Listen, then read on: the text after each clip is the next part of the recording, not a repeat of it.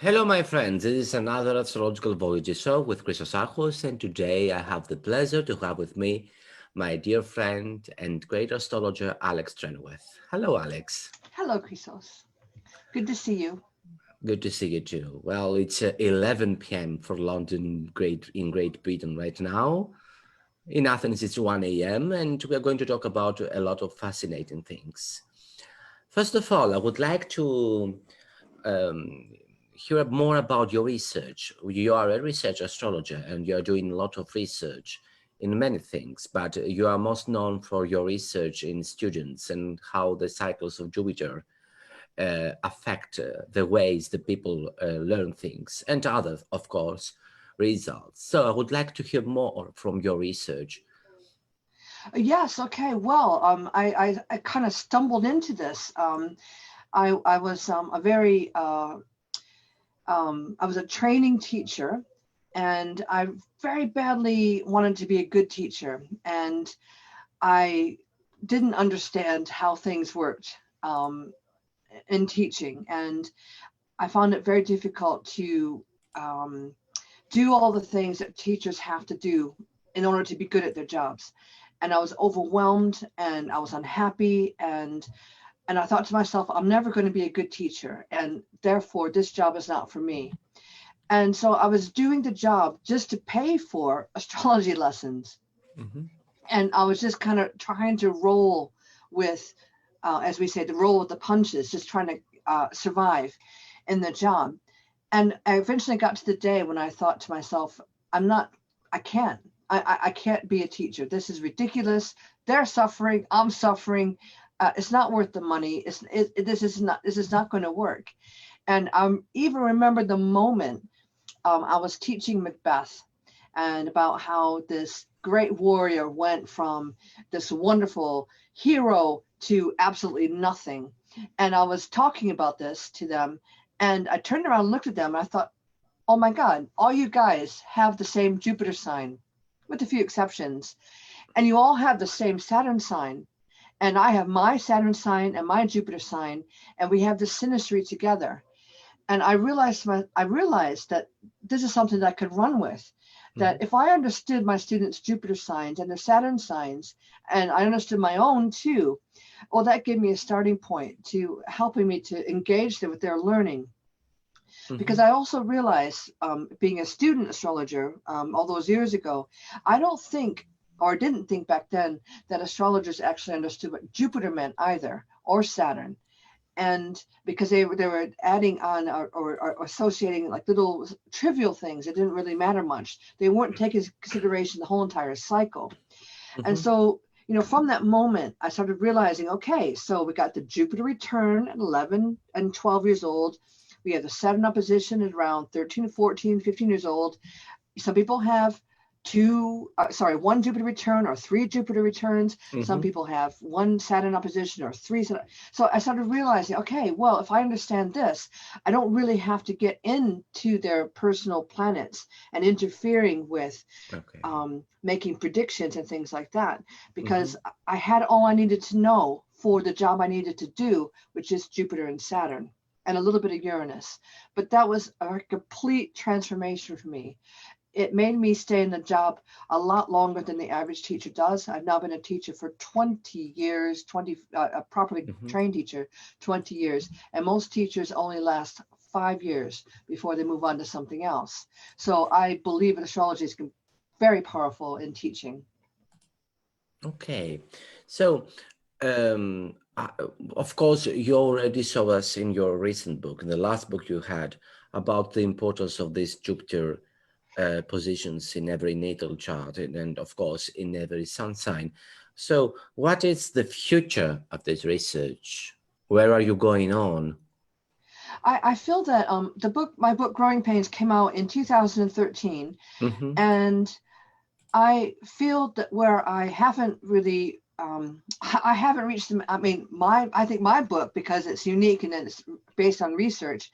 I mean, I feel that I haven't really.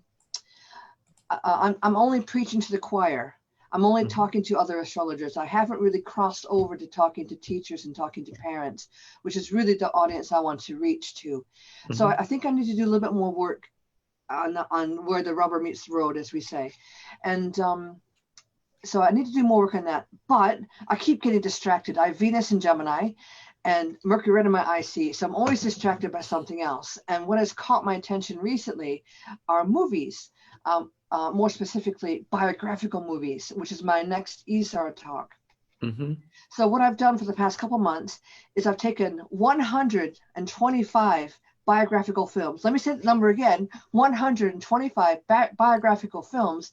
And I looked at the synastry between the real life person and the actor that portrays them. And I've looked at the aspects of what's going on in there and the release date of the movie. Well, what I've ended up with is so much data that now I'm having to look at my methodology and how I'm handling this data. And I'm really paring it right down to only two aspects, conjunctions and oppositions. And if I know the times, of course, I'm looking at the moon and angles as well, but that doesn't happen as often as I would like. So what I like to do as an astrologer is I like to bring as much data in as I possibly can. And I am a data nerd. I love data. I never used to, but I'm not a cherry picker. I really like to look at what's happening on a really broad scale. And I like to number crunch, and I like to find validation through repetition. And I think that this is something that modern astrology misses, okay? Because we have a lot of, perhaps we can say, qualitative research, if we can say it qualitative, because there is no a real method behind it. There is no like a thematic analysis, perhaps we're using in psychology. But I think that this is very important because we do not have a quantitative analysis that will give us information about how the numbers work with astrology. And that's why when I first met you in the IVC, I think in 2018 in India, I was always fascinated with your research because it was giving numbers, which astrology doesn't have a lot of good relationship with numbers, not because of astrology, but I think because of the lack of methodology and of scientific thought when using astrology. So you are into these biographical movies and the real persons behind these biographies, and also the date of the release of this movie. And you found that only conjunctions and oppositions play the most important role, or you need as less data in order to find something, because otherwise the data would be huge? Yes, it's the data was too much. Okay. I mean, if you loosen up those orbs, if you say, oh, it's going to be 8 degrees applying for a conjunction, 8 degrees separated from conjunction, and then you got 16 degrees, that you're working with, and then you really start hitting everything. Even if I'm keeping everything down to, being very strict, it was too much. And so I do have a few favorite movies that I thought, okay, well, here I'm going to relax and I'm really going to let it all out. But for maybe 110 movies, I wanted to keep those, the conjunction and the opposition tight, 1 to 3 degrees, either applying or separating. And I just wanted to keep to that because that's enough. And then I can relax my other 10 and just and kind of say, well, now I can get into Lamborghini and show you what astrology can do. But for those, 115, I just needed to get into, the bicycle and just say this is what it does and how it works. Okay, so before we continue on your current projects and all that stuff, I think that it is very important because we are right now in our Facebook page, and I think a lot of young people want to learn astrology or to become astrologers, and you belong to the new generation of astrologers. You are someone that he's doing right now what he's the most creative thing in his life, okay? So how you began this interest in astrology and what advices you could give to these persons, because sometimes we may find the help or we may find some severe obstacles in order to reach our dreams. Mm. Well, I started off in astrology as a skeptic, a major skeptic. I'm a Cancer by birth, by star sign. My birthday is July 20th. And I remember my mom reading to me my horoscope when I was 11 or 12. And she says, oh, a Cancer is home loving and shy. And I thought to myself, but I'm not home loving and shy.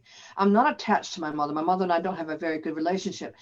I mean, as time has gone on, we've gotten better, but at that time, it was very difficult. And I thought, well, astrology must be rubbish then, because if you're going to tell me that I'm home loving and shy and attached to my mother, it makes no sense to me. And then I also felt that my mom, through probably no fault of her own, she was also using that label to kind of beat me with. You know, if I got upset about something, oh, you're just a Cancer, you're just being over emotional. And I kind of thought, well, but I'm not. I'm just like telling you how I feel. And it wasn't until I was at university when I found out my moon was in Leo, and I started to find out more about my family and stuff like that. That the moon in Leo really made a lot of sense to me. Of course, the moon in Leo rules my sun in Cancer, so I have mutual reception in the light. So it all made sense to me. But I would say to new astrologers is, you know, you have to find your own path and your own interests. I see so many young astrologers trying to hitch the wagon of someone else's horse. Is that the expression? They're trying to, you know, you have to find your own niche. Like I found my own niche in education, which was a complete accident, really. So you just have to find your own thing, and you have to find a way to collect your own database. Because even though I've been an astrologer for 30 years, I'm still a skeptic. I hear astrologers talk a lot of rubbish. Sometimes Mercury retrograde. Don't get me started on Mercury retrograde. You know, I have a lot of things to say. My computer crashed when Mercury wasn't retrograde. Plane journeys for me are terrible when Mercury's in forward motion. You know, the only time I've had problems with traveling is when Mercury's in forward motion. So, you know, there's little things like that I think that people can take the ball and run with it and do their own data analysis and find their own data and make their mark. Astrology is a vast field. So young astrologers, what I'm saying is, you know, it's not about star signs. It's about you finding your own identity through astrology. What do you believe is the biggest threat right now for astrology? And of course, doing practice as an astrologer.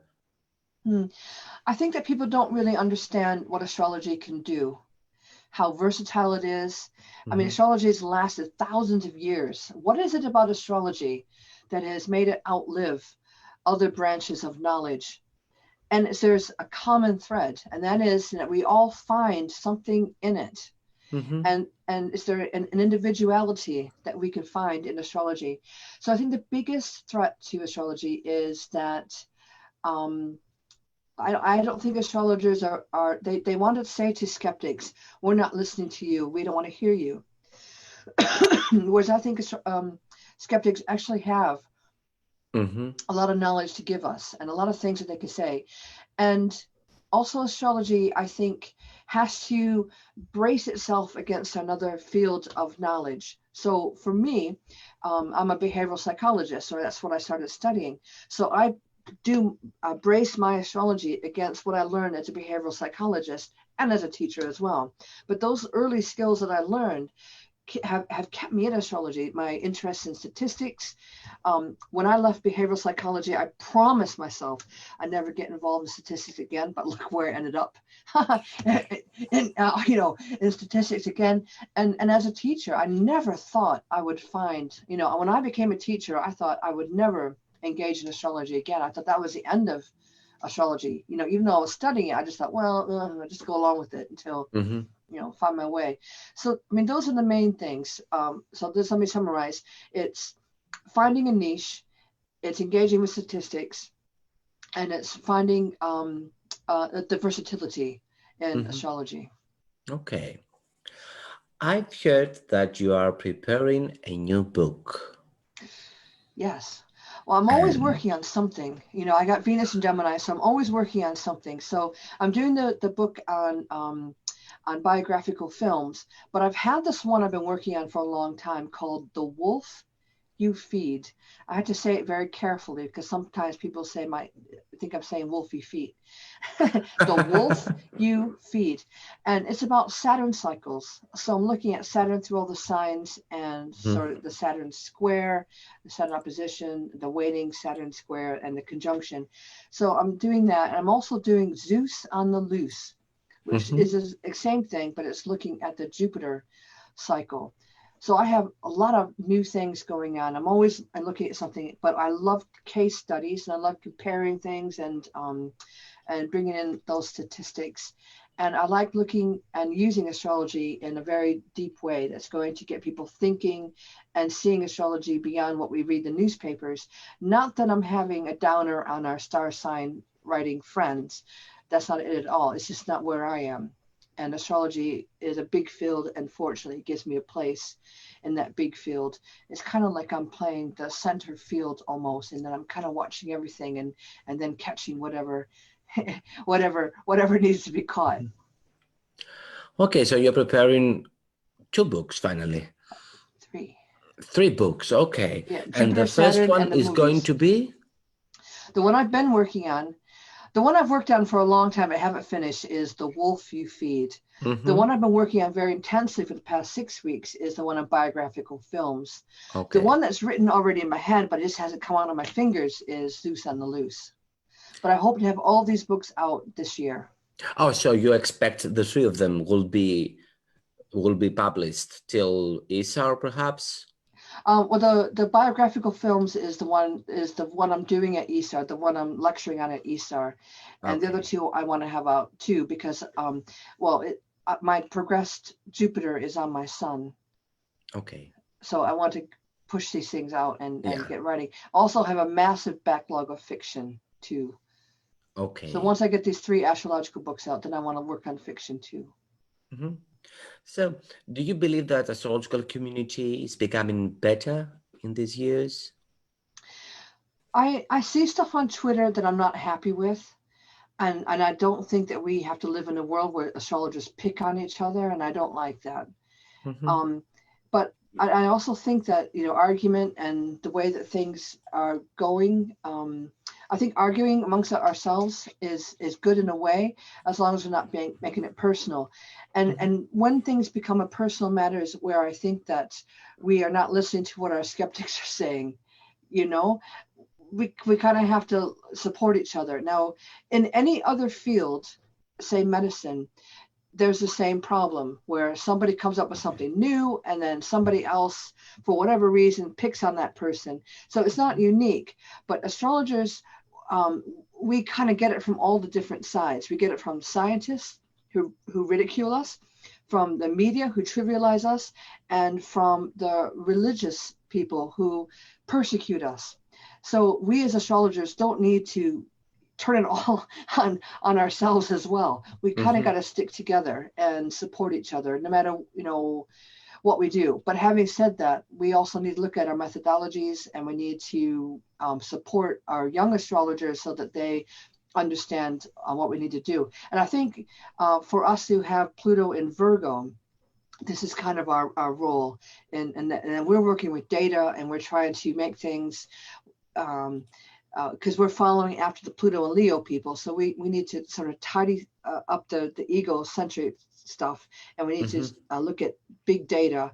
And then for our Libra, Pluto and Libra friends, we need to make sure that our relations with other fields of knowledge are solid. And then we should be working with our Scorpio Pluto people for the research. So there's ways that we need to work together and understand our generations to make astrology work. But we have our Pluto and Sagittarius people, which is, of course, trine to the Pluto and Leo people. So they need to work together, those fire signs, I think. And we see a lot of conflict between the older and younger generations. So I'm hoping that we can work together and keep communicating, even if it seems a little bit contemptuous at times. We still need to work together. Okay. So Brinda says that book sounds thrilling, and Linda Paprek says if your books with your datas, are they going to be available on Amazon? Yes. My talent has been in selling books hand to hand. So if I go to a conference, I'm able to sell a lot of books. I haven't been too good at selling on Amazon. Growing Pains is on Amazon at the moment. So you can certainly get that one, but I'm working on it, on being a little bit more online. Okay, so they're not going to be published by Shaman. They'll be published by the Wessex Astrologer. It's going to be from this published house. Okay. Yes, the one, yeah. Okay. So, so that will be like through a publisher. Yeah. I can't self-publish, and the reason why I don't self-publish is because I already have a career as a teacher and a career as an astrologer, and having a third career as a publisher is a bit too much for me. So I need to have someone else do that for me. Let someone else do that. Yeah. Okay. I've asked all of the people that I already interviewed here in Astrological Voyages about the 3 planetary cycles of 2020. So I'm going to ask you also your opinion and what is going to come with these 3 cycles of Saturn, Pluto, Jupiter, Pluto, and finally the Jupiter, Saturn at the end of the year. Well, let me start with Pluto, Saturn, and just sort of say that, that's the one everyone's buzzing about because it's happening now. And, there are some really good things that come out of Pluto, Saturn, Amy Winehouse, so I'm really kind of, don't think we should look down on it, so, okay, Saturn's in its rulership, so apparently it's quite strong, but, I think that there can be some really good, we're challenging the structures of things. And, we're seeing a lot of times of just the old guards changing. And I think that, whenever something big like that happens, there's always a little bit of apprehension and a bit of uncertainty. But in my opinion, it's always for the best. We rebuild from there. And so the rebuilding can be quite exciting. And it could be, I think it can be quite enjoyable if we look at it the right way. If we look at it as boo-hoo, we lost something, we can never get it back, that's bad. But if we look at it as, wow, now we have a chance to completely rebuild, do something wonderful, then it could be something good. I was very moved by Joaquin Phoenix's Oscar speech. And being a Cancerian, I love dairy products, milk, yogurt, ice cream, all these things, but I'm going to really, really try. And if you know anything about me from social media, I also love milk in my tea. And so from that speech, from thinking about it, and I only heard it this morning, but I've really tried to, I'm going to try, and I mean it hand on heart, to give up milk, or at least really, really cut down on milk in my tea. As a first step, because he was saying that, as humans, we take away the calf from the mother, and we know that the cow cries for her baby, but yet we still think that we're right to take away the baby from its mother, and then use its milk to put in our tea and make ice cream out of. So anyway, so I was very moved by that. So it's little things like that, because I'm really going to miss milk in my tea. But I'm really going to try to bear that in mind. So it's things like that I think that Pluto and Saturn. Like coconut milk. Almond milk. There's lots of different things you can put in tea besides cow's milk, and I think I can live without it. And Okay. I feel sufficiently guilt tripped into making an effort into Okay. trying. So I mean that's my Pluto and Saturn. Personally, I've had a hard time recently. I lost a kitty cat. This is why I couldn't be here last week. I was so emotional about losing my cat of 17 years, my little Bubbles. And so it's things like that too, where I've lost that 70 years of my life, but yet I'm not quite ready for it yet. But I also see a time where I can actually travel without worrying about my cat, and I can do different things without having that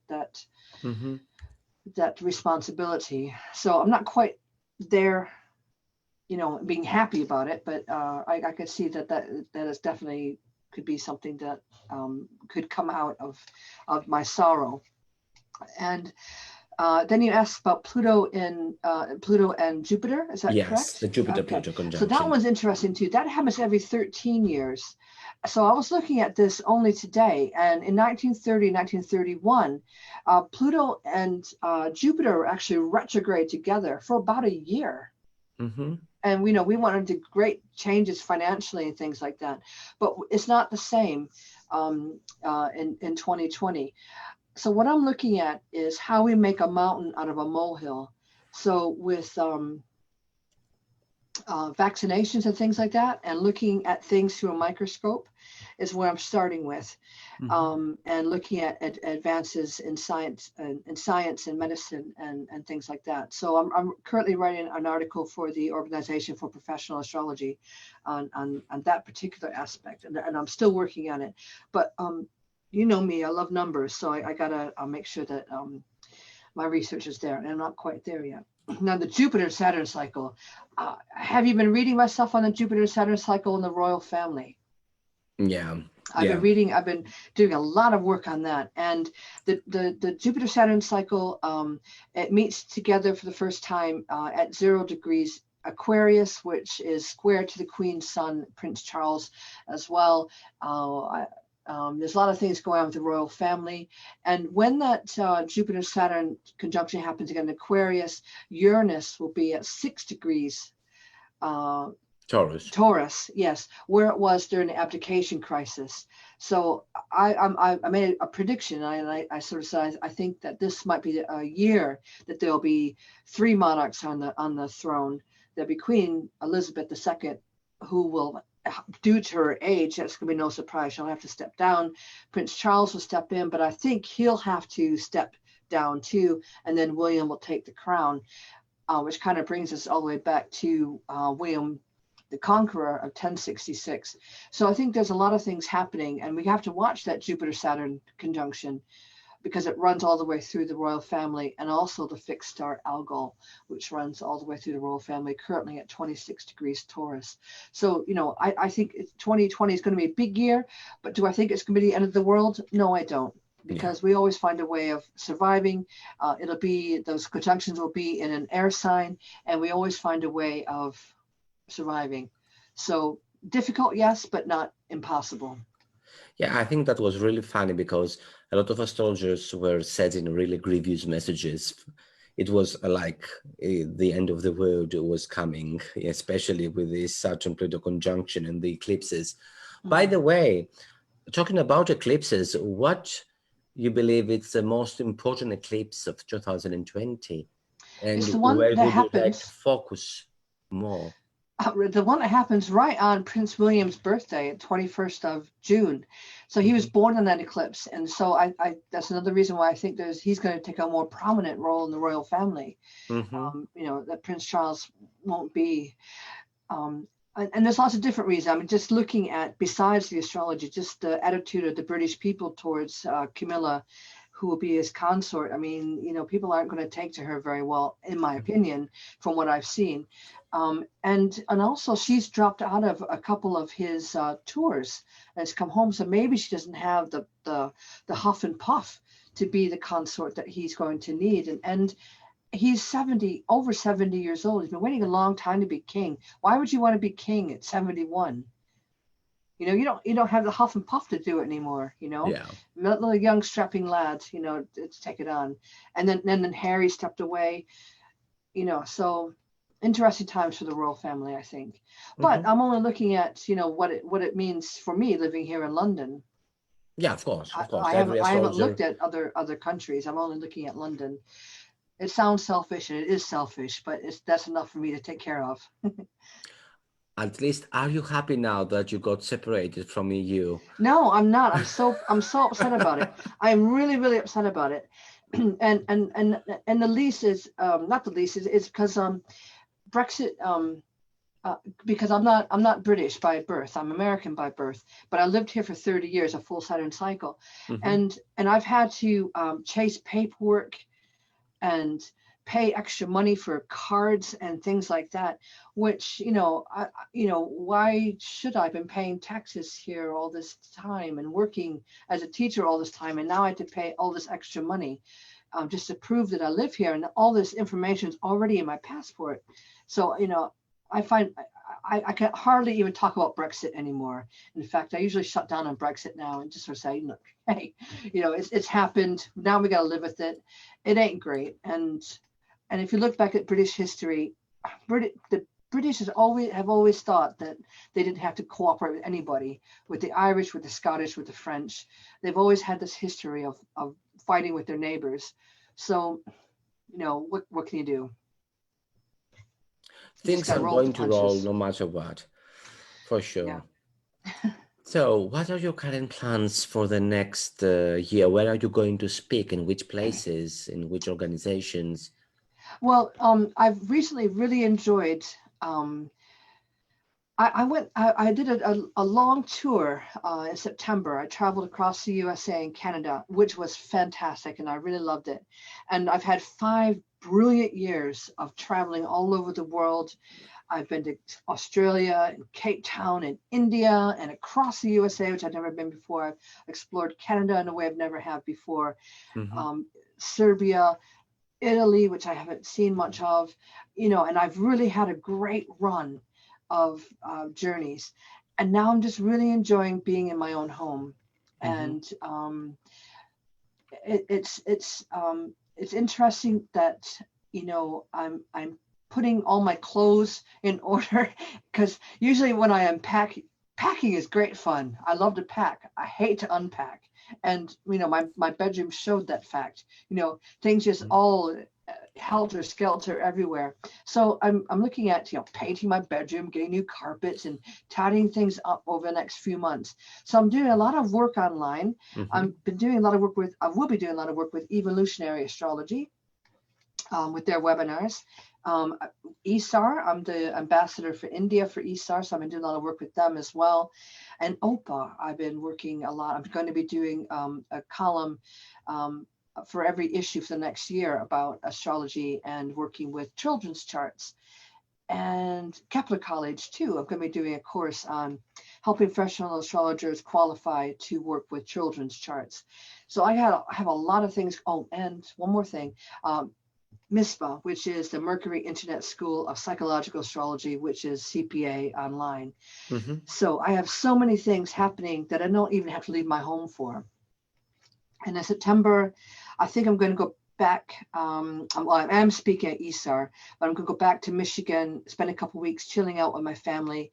Then I'm doing a few more dates for NCGR local groups.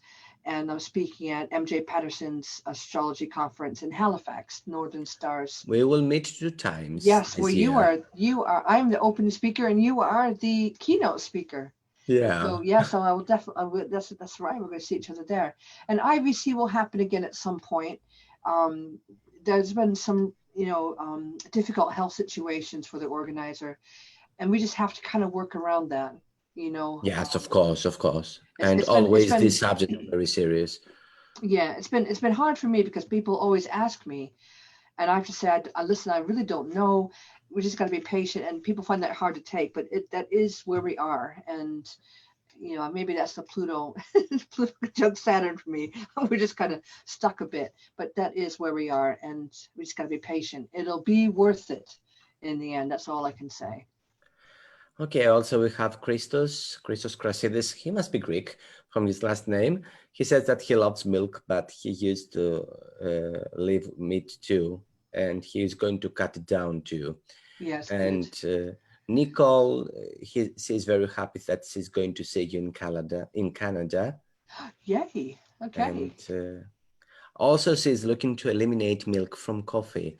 So you are quite influential, Alex. Oh, good. I'm sorry for the dairy industry, but I think we got to try a bit. Yeah, but what I've seen is that people love you.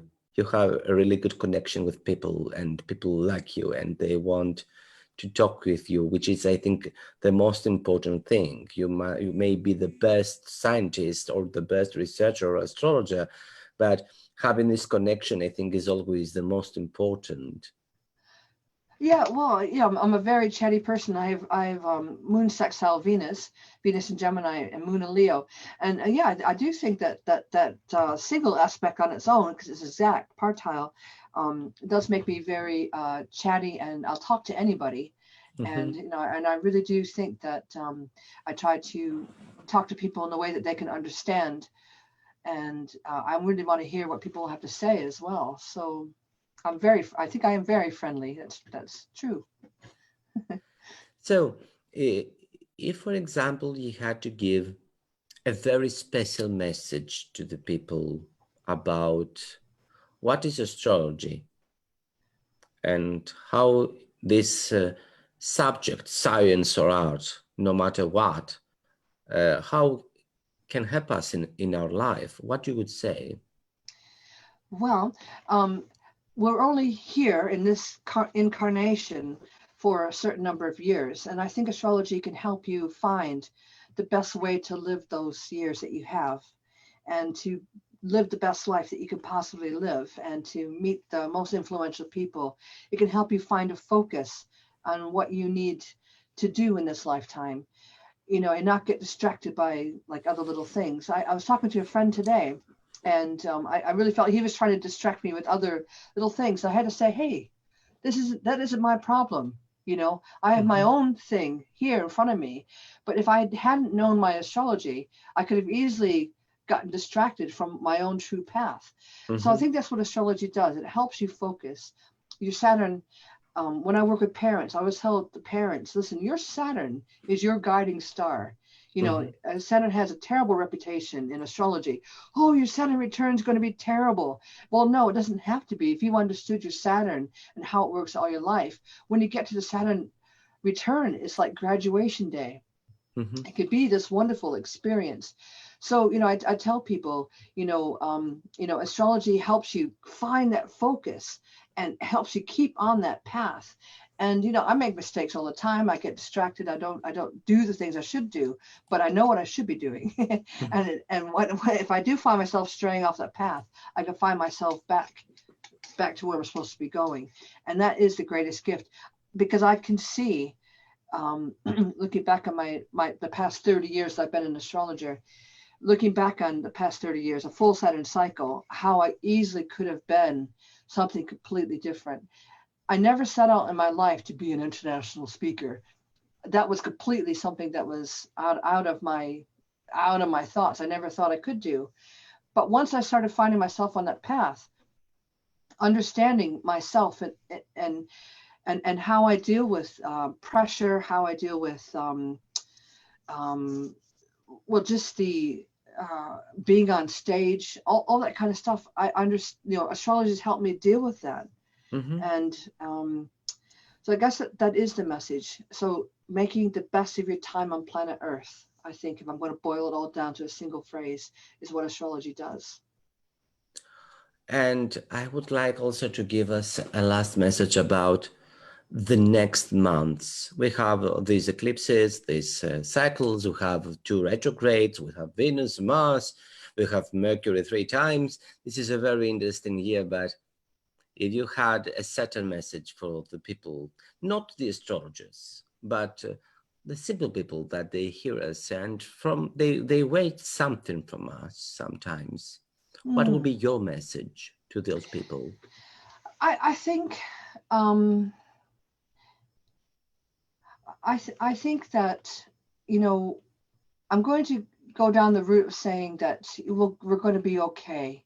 We're going to get through this, and I think that if you can find time to find yourself under the stars and let the sky speak to you, and don't worry so much about what astrologers try to translate, but just try to find that time for that message that comes to you, because I think that astrology, like everything else on the internet, it can be overwhelming, and you can hear so many different messages from so many different people, and you don't know which message to listen for.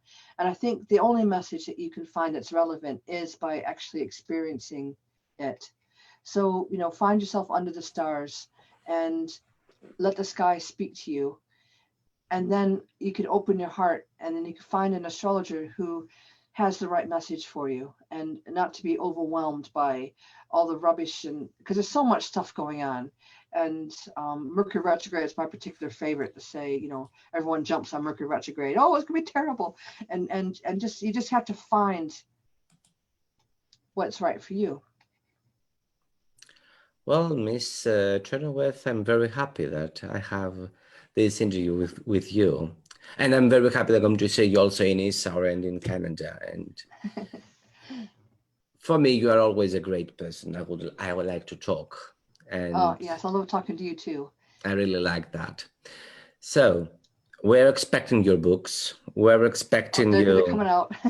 the best from you. If someone is in CIA, I am having on the 13th of this month a Oh seminar. yes, CIA. We didn't talk about CIA.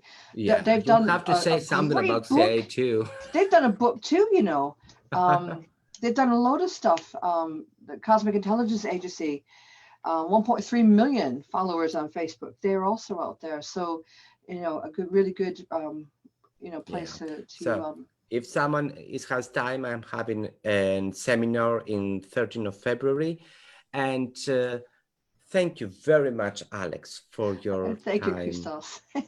And I hope I will see you soon. Okay, I'll see you soon, darling. Bye-bye. Okay, bye.